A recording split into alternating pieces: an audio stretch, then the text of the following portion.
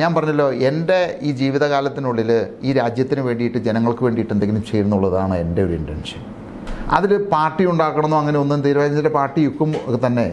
ഞാൻ അന്ന് എൻ്റെ മനസ്സിൽ കണ്ട സ്വപ്നം എന്താണെന്ന് വെച്ച് കഴിഞ്ഞാൽ, അന്ന് ഈ LDF സർക്കാർ 2016 വരുമ്പോൾ അന്ന് ജനങ്ങൾ ലോകം ഉറ്റുനോക്കിയിരുന്ന ഇരട്ടച്ചങ്കനാണത്.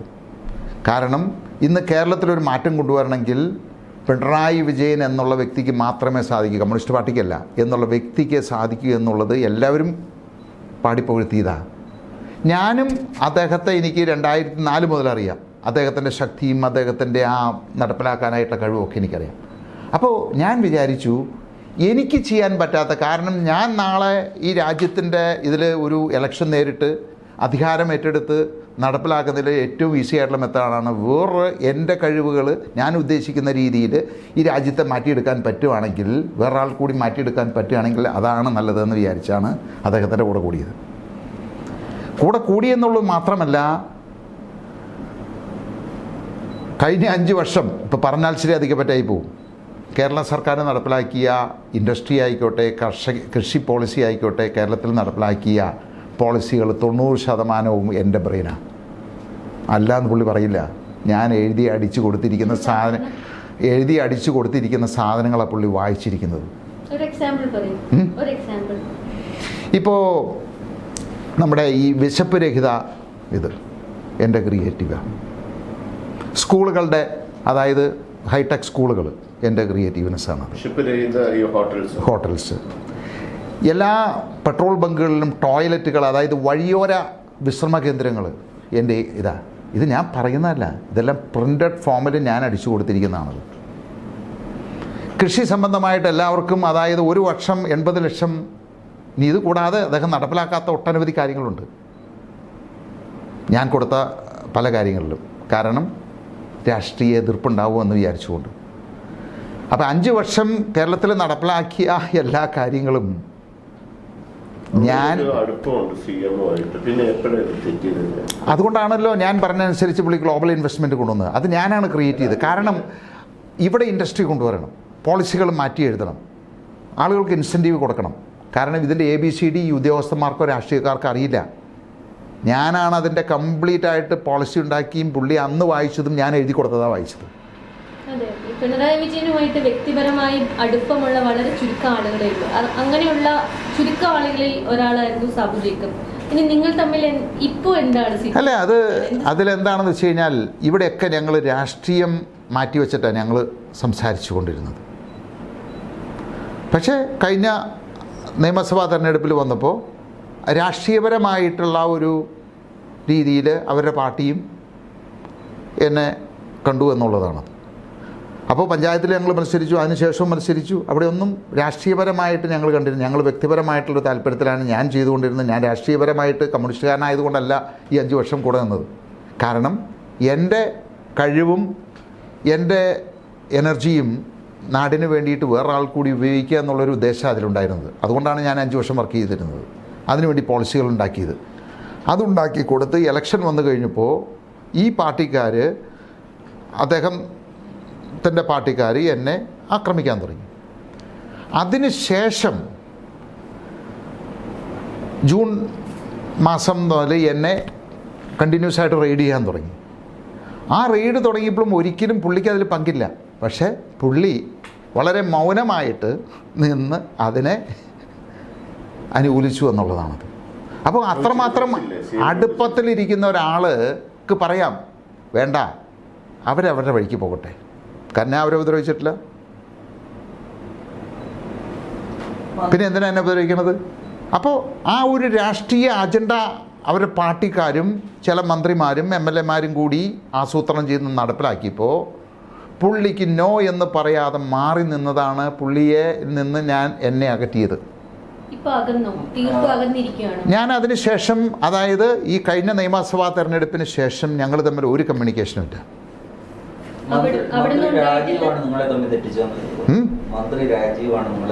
അല്ല, രാജീവ് അതിൽ ഒരാളാണ്. MLA ശ്രീനിജൻ ഒരാളാണ്. പാർട്ടി നേതൃത്വം, അതായത് ജില്ലാ നേതൃത്വം ഒരാളാണത്. ആര്? ഇതില്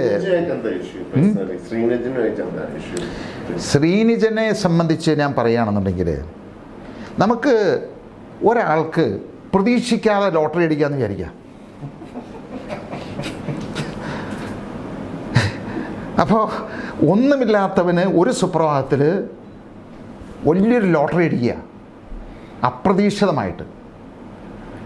അപ്പോൾ ചില ആളുകൾക്ക് പണമുണ്ട്, അധികാരമില്ല. ആ പണം ഉപയോഗിക്കാനായിട്ടുള്ളതില്ല. എന്നെ സംബന്ധിച്ച് പണമുണ്ട്, എനിക്ക് അധികാരവുമുണ്ട്, എനിക്ക് അതിനുള്ള മേഖലകളുമുണ്ട്, എനിക്ക് അതിനെപ്പറ്റി പറയേണ്ട കാര്യമില്ല. ചില ആളുകൾക്ക് പണമുണ്ട്, ആ പണം ഉണ്ടായത് എങ്ങനെയാണെന്ന് ഞാൻ പറയുന്നില്ല. പണമുണ്ട്, പക്ഷേ അതെങ്ങനെയാണ് ഉപയോഗിക്കേണ്ടത് എന്നുള്ള ഒരു മേഖലയില്ല, സ്ഥാനമാനങ്ങളില്ല, അധികാരമില്ല. കാരണം ഏതുണ്ടെങ്കിലും നമ്മൾ ഒരു ബോർഡ് വെച്ച് നടക്കുക. ഇപ്പോൾ എന്തുകൊണ്ടാണ് മുഖ്യമന്ത്രി ഇങ്ങനെ നടക്കുന്നത്? 3 കാറ്, 40 വണ്ടികൾ, എസ്കോട്ട്. അതിൻ്റെ ഒരു ആർഭാടമാണത്. അപ്പോൾ അതുപോലെ ഈ അധികാരം മനുഷ്യനെ ത്രസിപ്പിക്കും. അവനെ ഒരിക്കൽ അതിയിട്ട് വന്നു കഴിഞ്ഞാൽ പിന്നെ ഒരിക്കലും അവർക്കത് ഉപേക്ഷിക്കാൻ പറ്റില്ല. അപ്പോൾ പുള്ളിക്ക് പറ്റിയതും അത് തന്നെയാണ്. പെട്ടെന്ന് ലോട്ടറി അടിച്ചു. ഇനി MLA കുറഞ്ഞ് MP കുറഞ്ഞൊരു സ്ഥാനം പുള്ളിക്ക് മനസ്സിൽ കാണാൻ പോലും പറ്റില്ല. അപ്പോൾ എന്ത് വന്നാലും ഈ സ്ഥാനം നിലനിർത്തിയേ പറ്റൂ. അങ്ങനെയുള്ള ഒരു അത്യാഗ്രഹത്തിൽ നിന്നാണ്. അപ്പോൾ ഞാൻ 2020 പാർട്ടി നിൽക്കുന്നിടത്തോളം കാലം പുള്ളിക്കറിയാം. കാരണം ഈ തവണ എന്താ പറ്റിയെന്നുള്ളത് എല്ലാവർക്കും അറിയാം. കുന്നത്തുനാടിൽ മാത്രമായിട്ട് ഞങ്ങൾ മത്സരിച്ചിരുന്നെങ്കിൽ പച്ച തൊഴിലാരും ഞങ്ങൾ സുഖമായിട്ട് ആ സീറ്റ് ജയിച്ചേനെ. കുന്നത്തുനാടിൽ ഞങ്ങൾ പ്രവർത്തിച്ചില്ല, കാരണം ഞങ്ങളുടെ ഷുവർ സീറ്റാണ് എന്ന് വിചാരിച്ച് ഞങ്ങൾ ഇരുന്നു. അതുകൊണ്ട് എന്താണ് സംഭവിച്ചു? 8 സീറ്റും പോയി. അല്ലെങ്കിൽ ഞങ്ങൾ ജയിച്ചേനെ അവിടെ.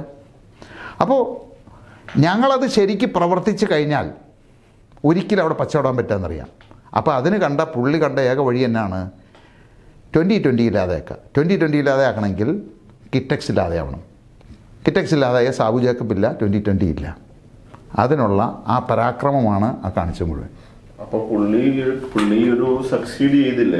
അത് കഴിഞ്ഞിട്ടാണല്ലോ സാബു അനൗൺസ് ചെയ്യുന്നത്, ഞാൻ ഇവിടുന്ന് പോവുക, ഞാൻ കേരളം അടുത്ത്, ഞാൻ തെലുങ്കാനയ്ക്ക് പോവുക. അപ്പോൾ പുള്ളിയുടെ ഒരു കിറ്റക്സിനെ പുള്ളി അവിടെ ഇല്ലാതാക്കി പുള്ളി സക്സീഡ് ചെയ്തില്ല. അങ്ങനെ പിന്നീടുള്ള കാര്യത്തിലാണ്. അതായത് പുള്ളി മത്സരിക്കുമ്പോൾ വരെ ആ പിക്ചറില്ല. അതാണ് പറഞ്ഞത് പെട്ടെന്ന് ലോട്ടറി അടിച്ചെന്ന് പറഞ്ഞത്. അതിന് ശേഷം ആ സ്ഥാനമില്ലാത്ത ഒരു ദിവസം പോലും പുള്ളിക്ക് മനസ്സിൽ കാണാൻ പോലും പറ്റില്ല. അപ്പോൾ അത് നിലനിർത്താനായിട്ടുള്ള വ്യഗ്രത കൊണ്ടാണ് പിന്നീടുണ്ടായ അറ്റാക്കുകൾ ഉണ്ടാക്കിയത്. പക്ഷേ അത് രാജേഷ് ചോദിച്ച പോലെ ശ്രീനിജൻ വിചാരിച്ച പോലെയല്ലേ കാര്യങ്ങൾ നടന്നത്?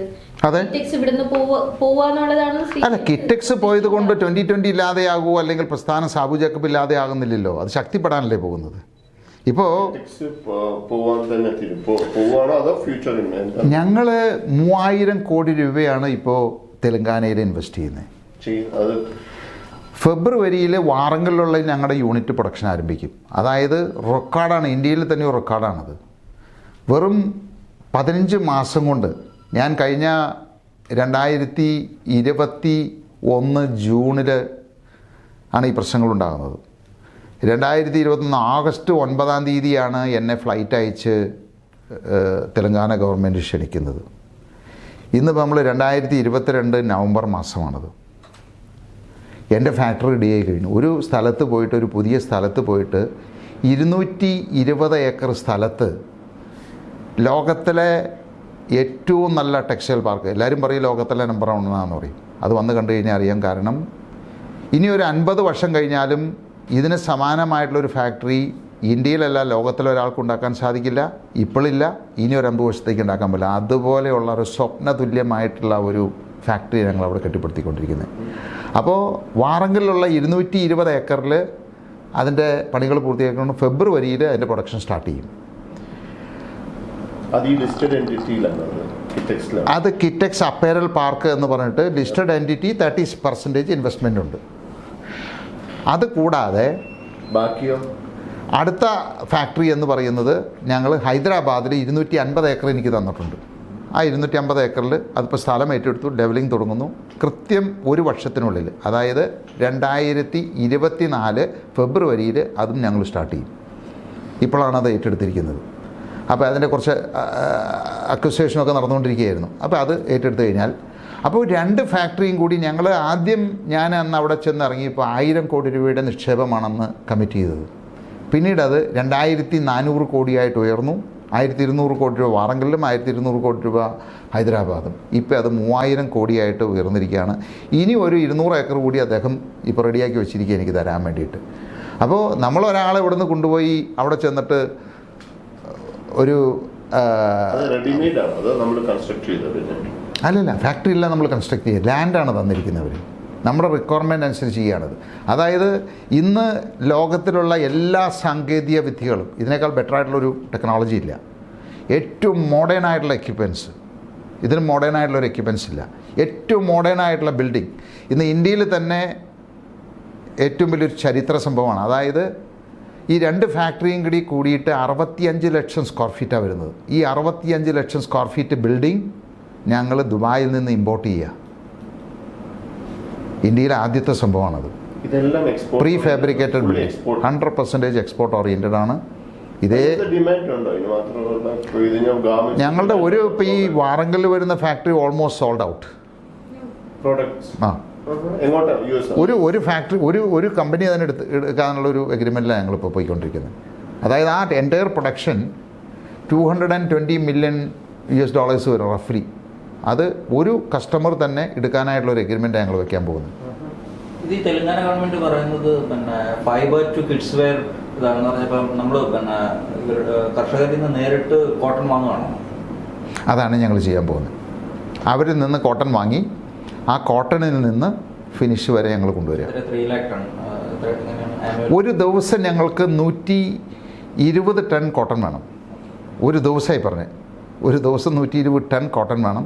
അപ്പോൾ അങ്ങനെ വരുമ്പോൾ നമ്മൾ റോ കോട്ടൺ എന്ന് പറയുമ്പോൾ ഏതാണ്ട് 5 ലക്ഷം, അതെ 1,20,000, 5 ലക്ഷം, അതിൻ്റെ 3 ടൈംസ് വേണം നമുക്ക്. ആ 3 ടൈംസ് പ്രോസസ്സ് ചെയ്യുമ്പോഴാണ് നമുക്ക് 1,20,000 കിട്ടുക. അപ്പോൾ കേരളത്തിലേക്കില്ല. ഞാൻ കേരളത്തിലുണ്ടല്ലോ. അല്ല, അന്ന് ഞാൻ പറഞ്ഞു, ഇന്നും ഞാൻ പറയുന്നു, രാഷ്ട്രീയക്കാരന്മാരി നിങ്ങൾ ഇന്ന് റെക്കോർഡ് ചെയ്യുന്നുണ്ട്, ഇതിനു മുമ്പ് റെക്കോർഡ് ചെയ്തിട്ടുണ്ട്, പല മീഡിയകളും റെക്കോർഡ് ചെയ്തിട്ടുണ്ട്. ഇന്നിപ്പോൾ പിണറായി വിജയൻ പറഞ്ഞിരിക്കുന്ന പലതും അവർക്കെതിരായിട്ട് ബൂമറാങ് പോലെ തിരിച്ചടിക്കുന്നുണ്ട്. ഉമ്മൻചാണ്ടി സർക്കാരിനെ പറ്റിയും മറ്റുള്ളവരെ പറ്റിയൊക്കെ പറഞ്ഞിരിക്കുന്നത്. ഞാൻ പറഞ്ഞിരിക്കുന്ന കാര്യത്തിൽ ഒരു മാറ്റവും ഇല്ല. അന്ന് പറഞ്ഞിരിക്കുന്നത്, ഇന്ന് പറഞ്ഞിരിക്കുന്ന, നാളെ പറയുന്ന എല്ലാം ഒന്ന് തന്നെയായിരിക്കും. അതൊന്നും മാറിയില്ല. അതുകൊണ്ട് അന്ന് ഞാനൊരു കാര്യം പറഞ്ഞു, ഇനി ₹1 പോലും കേരളത്തിൽ ഇൻഡസ്ട്രി എന്നുള്ള രീതിയിൽ ഇൻവെസ്റ്റ് ചെയ്യില്ല. അതിൻ്റെ ആവശ്യമില്ല. കാരണം വെച്ച് കഴിഞ്ഞാൽ മറ്റ് സംസ്ഥാനങ്ങൾ വാരിക്കോരി കൊടുക്കുകയാണ്. എന്നെ ഇവിടെ നിന്ന് ഫ്ലൈറ്റിന് കൊണ്ടുപോയിട്ട് 470 ഏക്കറാണ് എൻ്റെ പേരിലെടുത്ത് എനിക്ക് തന്നിരിക്കുന്നത്. അതായത് ഫ്രീ ഹോൾഡ് ലാൻഡ്. കേരളത്തിൽ ഇന്ന് വരെ ഇല്ല. ലീസാണ്, 30 വർഷത്തെ ലീസാണ് കിട്ടുക. അതിന് 100 നൂലാമാലകളാണ്. ഇത് എൻ്റെ പേരിൽ ആധാരം ചെയ്ത് 470 ഏക്കർ സ്ഥലം തന്നിരിക്കുകയാണത്. എനിക്ക് എൻ്റെ ഇഷ്ടം പോലെ നാളെ അത് വിൽക്കണമെങ്കിൽ വിൽക്കാം.